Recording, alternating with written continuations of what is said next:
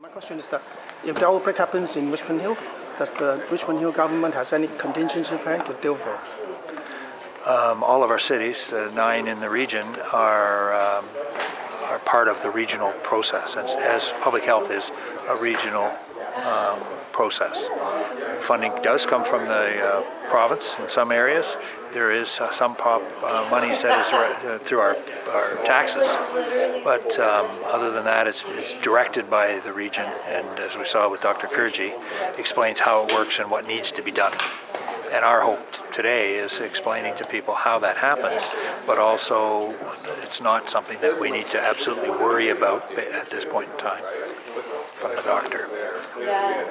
Mayor, we have heard from the 3 levels of government that it's safe in Canada and not in most cities right now. But as you know, the Chinese communities, they're reading message from WeChat and their cell phones, and some of them have relatives in China, and we know that they're scared.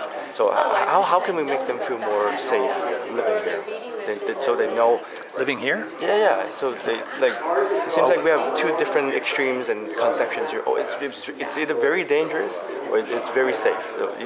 Well, I think we've learned today it's very safe here in Canada, here in the region of York, and certainly Markham and Richmond Hill.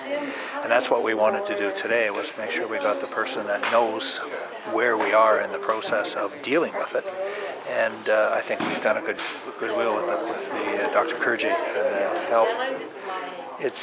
And I don't understand when somebody believes you're okay here, and it's happened with SARS too. We didn't know what SARS, as you said. So I know it's very difficult, but you've got to let people know that it is okay. And I understand why they would be afraid, but I think also too, somehow we need to let them understand how we're not in an area that is in virus in any way. There's a number of people that have been trying to organize, a